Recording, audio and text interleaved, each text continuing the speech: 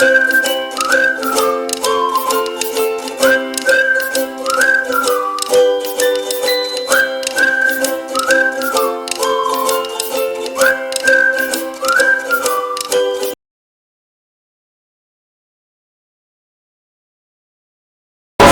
berapa waktunya siap. Hari ini saya ada rencana tadi dari JKT ya, itu kalau saya informasinya yang berkaitan dengan mobil bagaimana pengambilan keputusan dari kebijakan ya. Ada beberapa pertanyaan Ibu yang ingin saya sampaikan. Yang pertama, Ibu pasti sudah melihat kasus ya, banyak pasti ya, banyak sekolah, kemudian juga banyak karakteristik dan berpotensi juga. Bagaimana Ibu bisa mengidentifikasi kasus-kasus apakah itu termasuk di ya, sebenarnya cara saya mengidentifikasi kasus itu adalah dengan mengukur dulu ke dalam apakah dia itu kasusnya itu besar atau kasus itu kecil, apakah dia melibatkan siapa, orangnya siapa, kemudian faktor-faktor apa yang menyebabkan hal ini terjadi, itu semua harus dikaji. Jadi identifikasinya harus sangat-sangat benar gitu, supaya tidak terjadi konflik-konflik berkelanjutan atas tidak adanya. Terus bagaimana Ibu menjalankan pengambilan keputusan sekarang? Misalnya Ibu ada dua kepentingan yang sama-sama benar. Terus yang tadinya kewajiban yang benar. Bagaimana Ibu menjalankan sekarang? Ya, dalam menjalankan keputusan soal apa itu tidak bersama. Dia harus selalu mengadakan komunikasi yang terbuka, baik dengan semua stakeholder. Jadi nggak bisa apa dulu, kemudian punya anak bayi, terus anak atau apa bisa kita support itu nggak bisa. Support dengan anak-anak, karena apa? Karena mungkin di terlambat kita dengan kita tanya dulu dengan disiplin positif, kenapa kamu terlambat dengan alasan-alasan yang jelas dan dengan konsekuensi logis yang memang jelas. Kemudian setelah itu kita juga harus menjalankan keputusan itu berdasarkan prinsip kebenaran. Jadi bukan kebaikan, tapi kebenaran. Karena yang baik itu belum tentu benar. Kayak ini, misalnya kita baik-baik kemudian kalau itu lebih boleh harus nggak kerja atau apa itu kan baik. Jadi baik menurut satu orang belum tentu baik menurut orang lain. Tapi kalau benar, itu benar secara hukum, benar secara landasan moral dan etika itu pasti baik. Ya, jadi harus mengandung prinsipnya kebenaran bukan kebaikan saja. Jadi selama ini ketika Ibu mengambil keputusan ini, langkah-langkah yang Ibu lakukan itu sebenarnya seperti apa? Langkah-langkah saya kalau mengambil keputusan itu benar-benar sangat harus logis. Jadi kayak misalnya harus menggunakan kayak metode ilmiah gitu. Jadi pertama saya pasti harus observasi dulu, pengamatan, kemudian melakukan wawancara-wawancara. Mungkin nggak formal, tapi saya akan berkeliling sekolah untuk tahu apa sih masalahnya apa. Jadi biar kayak dokter atau dukun itu kan kalau ada penyakit apa nih kan kita harus observasi dulu. Jadi dia terapinya benar, dia obatnya juga benar. Jadi nggak asal gitu, ini pasti yang ini belum tentu. Dulu kasus saya di dukun punya begini, belum tentu di sini juga sama, belum tentu di sekolahnya juga sama gitu. Jadi harus mengadakan observasi, kemudian kita cek dulu, hubungin fakta-faktanya seperti apa di lapangan. Kita membangun hipotesa kita sendiri, mau hipotesa nolnya apa, mau terima atau enggak, itu memang kita harus benar-benar objektif dalam mengambil keputusan. Setelah itu baru ada keputusan, kemudian ada tindak lanjut. Setelah ada tindak lanjut kita harus refleksi lagi, udah benar nggak ini?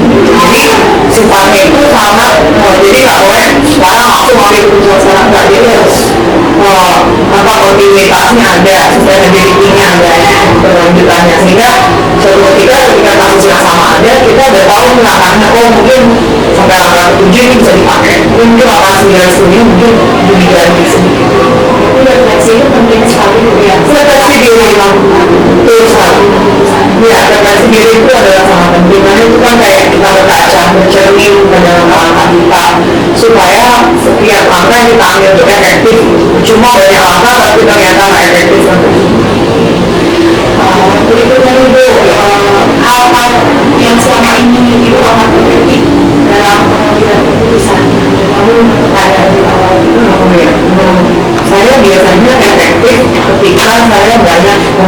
Jadi sekali lagi apapun itu selalu kuncinya komunikasi.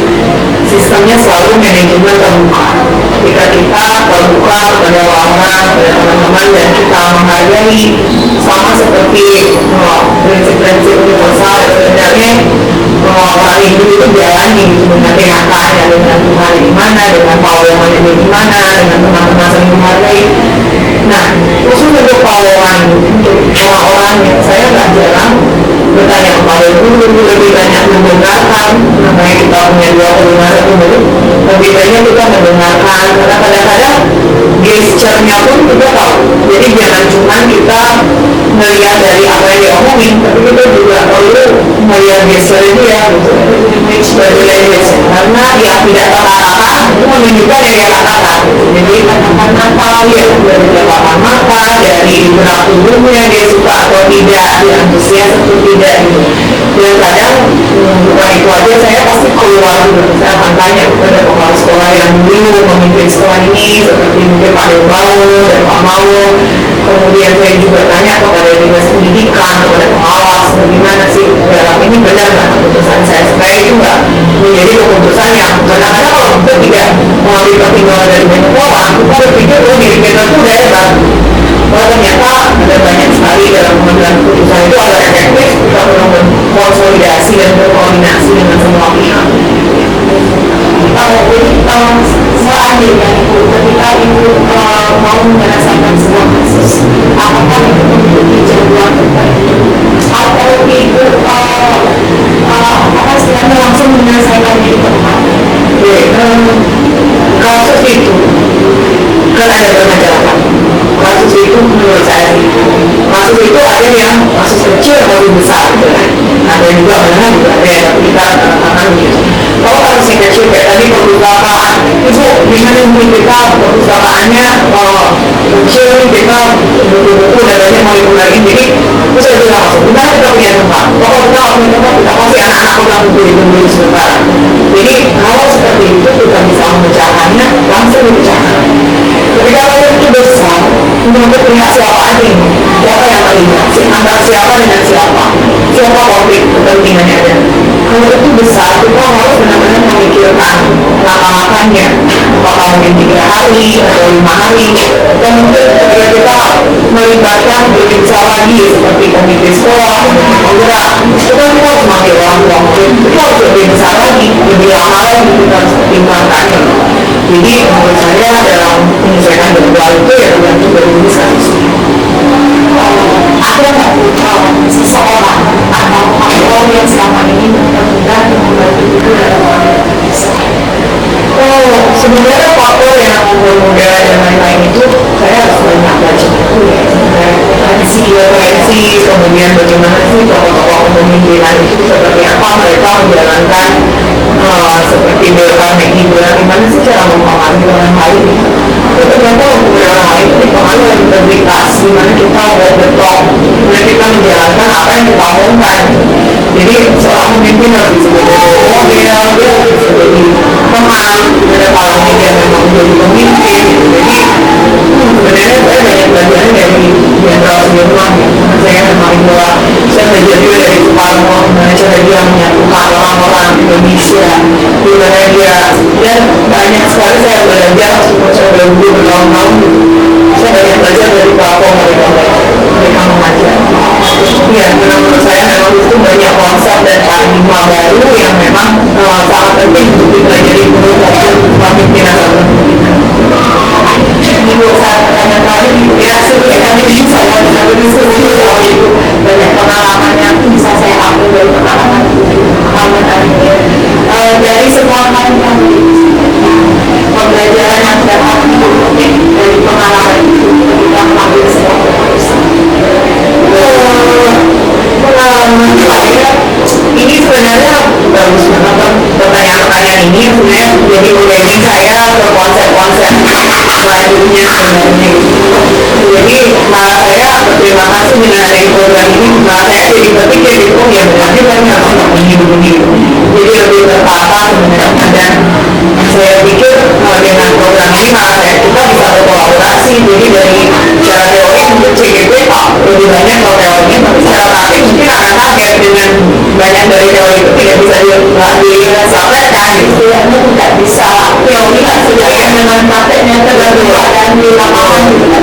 Ya, jadi memang benar-benar dalam satu lingkungan pendidikan itu kenapa makanya guru-guru harus dilatih terus untuk ikut CGP dan bagaimana kepala belajar dengan CGP-nya itu yang harus berjalan baik.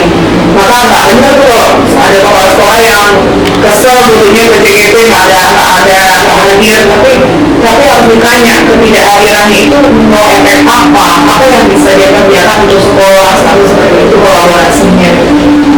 Nah, terima kasih banyak nih Ibu ilmu dan waktunya, jangan lelah gitu support kami ya, sama-sama belajar. Guru yang mengajar, sekolah yang mengajar harus terus belajar. Terima kasih Bu, nanti sama-sama diskusi lagi mengenai sesuatu yang berbeda.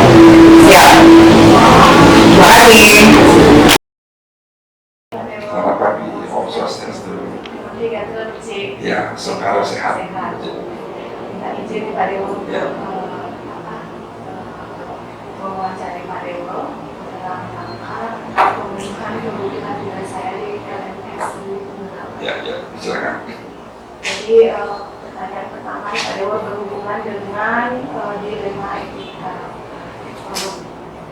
Kira-kira bagaimana cara Pak Dewo untuk mengidentifikasi kasus-kasus yang merupakan dilema etika menuju ke Yang saya lakukan selama ini, selama menjadi pemimpin di sekolah, khususnya di SMP Negeri 1 Blambanto, untuk mengidentifikasi permasalahan yang terkait dengan dilema etika. Karena sifatnya etika kan tentu adalah terkait dengan nilai-nilai kejujuran, kebenaran, di dalamnya ada tanggung jawab, ada disiplin juga, toleransi, dan juga untuk kepentingan bersama.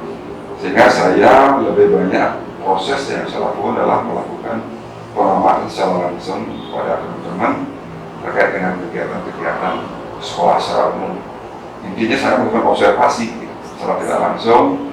Saya harus pagi sampai sore melihat keadaan sekolah, dan tentu dengan proses itu akan menemukan sebuah permasalahan apakah di dalam termasuk dilema etika atau tidak. Tetapi kalau memang dilema etika, itu saya identifikasi, saya kelompokkan, kemudian saya coba menganalisis untuk mengambil sebuah langkah baik dalam rangka untuk kepentingan sekolah saya pada khususnya. Kemudian nih Bapak, ketika Bapak menjalankan sebuah pengambilan keputusan di sekolah, terutama ada kasus nih, ada kepentingan yang sama-sama benar atau mengandung nilai kebajikan, bagaimana Bapak menjalankan? Kalau yang namanya etika ya memang agak dilema juga, ada hal-hal yang itu sangat mirip sekali untuk kami ambil keputusan yang tentu di dalamnya akan berdampak pada dua pihak. Ada yang merasa diuntungkan, tentu juga ada yang merasa dirugikan. Sehingga saya berusaha lah berada di tengah-tengah untuk mengambil langkah yang terbaik.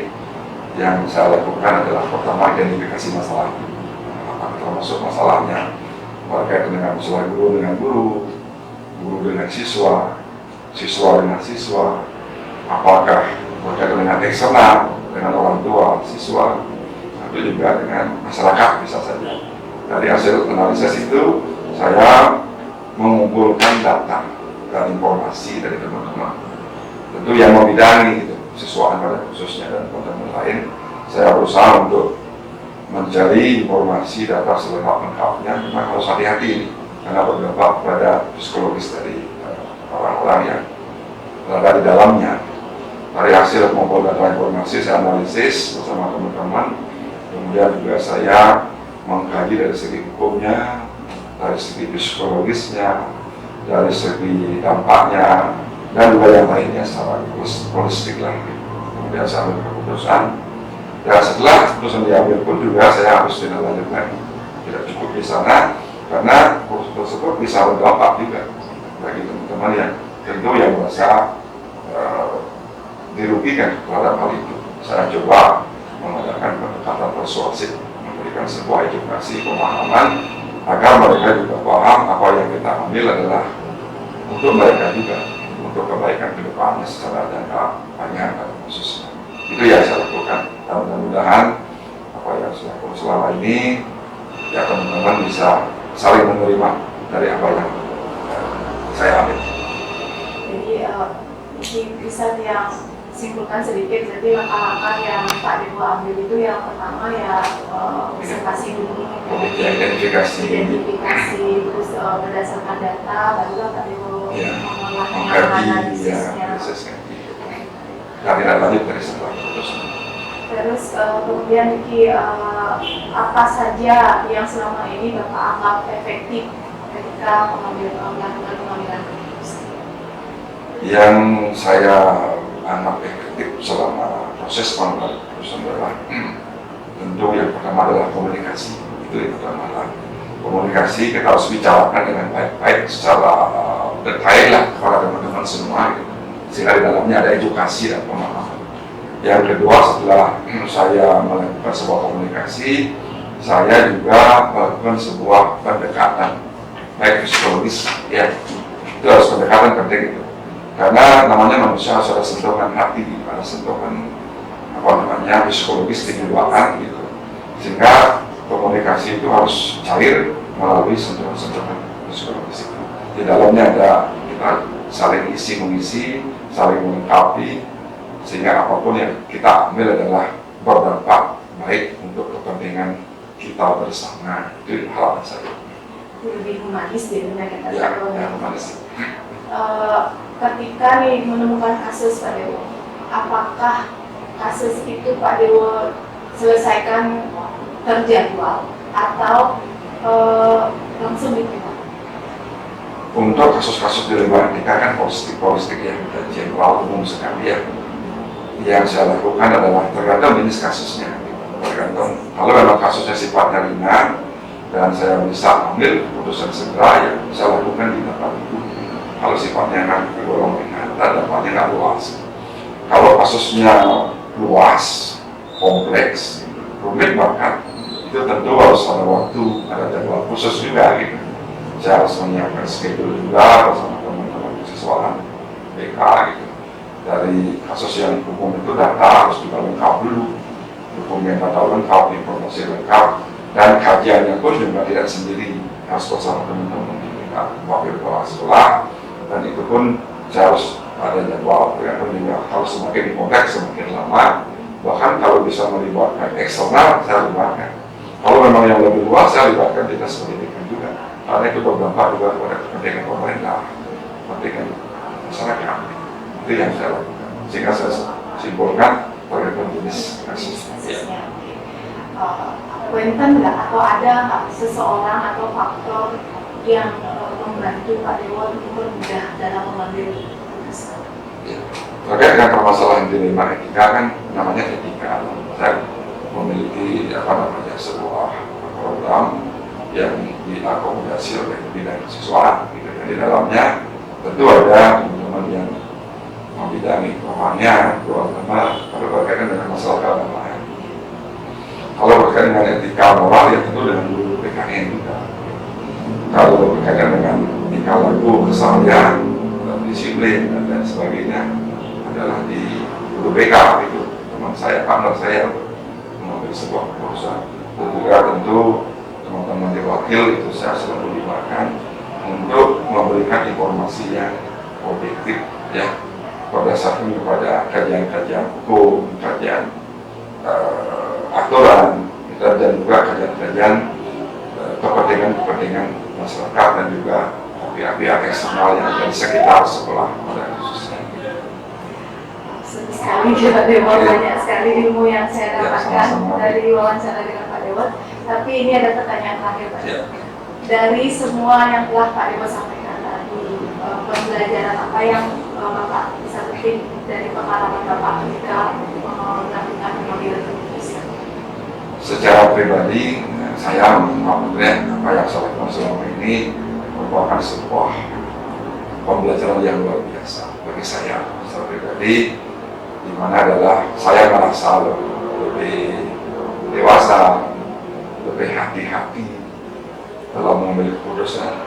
Saya merasa lebih lebih bijak, ya lebih bijak untuk mengambil sebuah keputusan yang muaranya adalah untuk kepentingan bersama dan sebisa mungkin menghindari pihak-pihak yang merasa tidak nyaman dari keputusan yang saya ambil. Itu yang saya rasakan selama ini. Terima kasih sekali Pak Dewa, terima kasih banyak Ya. waktunya Pak Dewa sudah mengganggu Sama-sama. hari ini. Demikian sih yang bisa dia tanyakan ke Bapak. Mungkin lain kali kalau yang ada Bapak. Sama-sama, salam sukses untuk ibu dan anak-anak juga dan untuk kita di bidang pendidikan. Terima kasih banyak. Terima kasih. Terima kasih. Kita gimana Ibu sehat dalam cuaca yang begini ini kita harus jaga kesehatan mungkin. Begini nih Bu, minta waktunya sebentar karena kami ada tagihan di LMS di Pendidikan Guru Penggerak tentang pengambilan keputusan yang berbasis nilai-nilai kebajikan.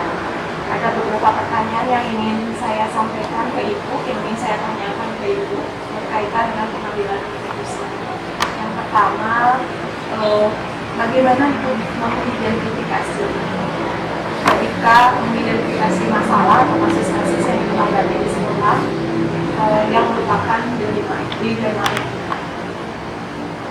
Ya, seperti yang kita tahu yang namanya dilema etika ya. Dilema etika itu adalah pernyataan mana benar dan benar ya.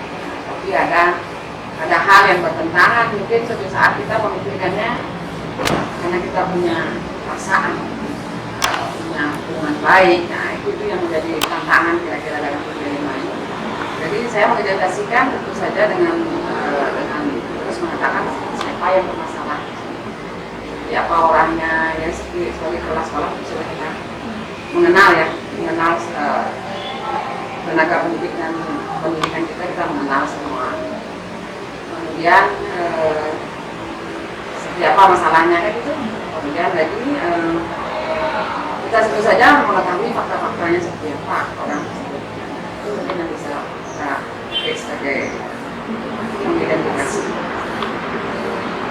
Jadi terus kemudian bagaimana Ibu menjalankan pengambilan keputusan di sekolah, terutama nih jika ada dua kasus yang memiliki kepentingan yang sama dan mereka menganggap itu sama-sama benar. Bagaimana Ibu menjalankan? Yang saya katakan tadi, kita tetap melihat orang itu siapa, faktanya seperti apa. Kita tahu semua kan seperti apa mereka. Kemudian ada juga pertimbangan hal-hal yang lain. Ada aturan dan nilai-nilai juga yang kita pakai sebagai penguat dalam hal ini dalam menyelesaikan masalah ini. Jadi kita juga melihat aturannya, kita melihat orangnya, kita melihat faktanya seperti apa. Jadi ketika Ibu mengidentifikasi suatu permasalahan sebelum Ibu melakukan pengambilan keputusan, kemudian langkah-langkah yang dilakukan ya seperti tadi yang mengidentifikasi dulu gitu ya, terus melihat pihak yang terlibat siapa, ya berarti itu termasuk langkah-langkah dan prosedur yang Ibu jalankan ketika akan mengambil sebuah keputusan. Ya tentu saja. Jadi ada itu kita pakai sebagai prosedur dan bahan pertimbangan selanjutnya agar keputusan itu tidak merugikan. Terus apa saja nih hal-hal yang selama ini Ibu anggap efektif ketika Ibu akan mengambil sebuah keputusan? Hal-hal yang efektif mengambil keputusan tentu saja kita sesuai dengan permasalahan dalam ya siapa orangnya. Kemudian kata kunci saya adalah melihat kelebihan dan kekurangan seperti yang saya katakan. Jadi bagaimana seseorang itu memiliki kelebihan dan juga tersangkut juga di sana kekurangan yang mereka miliki. Dan kita harus bisa menyeimbangkan dan menerima dari kekurangannya, kita berikan kelebihannya, kita berikan apresiasi yang bermanfaat bagi orang tersebut. Bukan apresiasi yang berlebihan, apresiasi yang bermanfaat. Berarti kita harus melihat sesuatu itu dari dua sisi gitu ya. Pengalaman buat saya nanti Bu. Kemudian Ibu pasti Ibu pernah mengalami menemukan kasus-kasus yang harus ibu hadapi. Apakah ketika ibu mengambil keputusan tersebut, apakah ibu menjadwalkan atau ibu menyelesaikannya langsung? Selama ini saya tidak pernah membuat jadwal untuk menyelesaikan masalah. Kita kan nggak tahu kapan kita mau memiliki masalah ya. Kalau ada permasalahan, kita direct saja, langsung selesaikan seperti tahap-tahap yang sudah saya jelaskan tadi. Seperti apa kita melihat permasalahannya seperti apa, siapa yang terlibat, kemudian kita sandingkan dengan aturan-aturan yang ada. Jadi kasus itu tidak bisa diprediksi gitu Bu Ya, kita nggak tahu kan kapan ada kasus, kapan ada permasalahan. Tapi jika misalnya kasusnya melibatkan banyak pihak, apakah itu langsung diselesaikan juga atau planningkan untuk mengumpulkan rekan-rekan gitu? Ya, sesuatu apa namanya tergantung situasinya. Kalau bisa diselesaikan langsung kita pandang permasalahan kita dengan itu nggak kita. Kalau memang harus diplanningkan karena kita melibatkan banyak orang kan belum tentu orang yang terlibat itu bisa langsung diselesaikan sekarang. Tentu saja harus ada planning. Kita menyesuaikan dengan situasi dan kondisi. Ibu, kemudian Ibu, adakah faktor atau seseorang yang selama ini membantu Ibu dalam mengambil sebuah keputusan? Maksudnya orang yang membantu saya? Ya, yang mempermudah, mungkin ada seseorang yang atau faktor apa yang mempermudah Ibu kita mengambil sebuah keputusan? Ya, kalau melihat orang tentu saja secara kedinasan tidak ada yang membantu saya kalau kedinasan. Dan kalau itu terkait dengan orang-orang sekitar kita, di lingkungan di sana ada. Saya sering dibantu oleh komite, oleh kepala desa, di sana ada desa adat. Kalau yang terkait dengan urusan di desa tersebut, tentu saja ada yang membantu. Kemudian kalau faktor, seperti yang saya katakan tadi, faktor itu adalah orang-orang itu sebagian besar tenaga pendidik yang berpendidikan saya berasal dari daerah sekitar. Itu faktor penguat yang bisa saya gunakan sebagai motivasi, sebagai penyemangat untuk membimbing dan membina tenaga pendidik yang semua. Berarti di lingkungan kerja Ibu, kebanyakan tenaga pendidik dan kependidikan Ibu adalah orang-orang di lingkungan sana. Ya, untuk semua. Karena itu kan sifatnya mereka honor ya. Oh gitu. Honor, dan kebetulan ada tenaga yang tersedia di sana, kenapa tidak dimanfaatkan tenaga yang ada di sekitar sana. Ada pegawai, ada guru honor, banyak yang memang kebetulan mereka juga tamatan dulu, kenapa enggak? Ya, mereka memenuhi syarat juga mereka. Jadi dari awal pendirian sekolah itu saya memang sudah menerima seperti itu. Tinggal melanjutkan. Baik Ibu, satu pertanyaan terakhir nih Bu.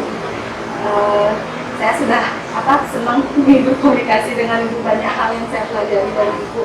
Pertanyaan terakhir adalah apa yang dapat pembelajaran apa yang dapat Ibu petik ketika Ibu mengambil sebuah keputusan?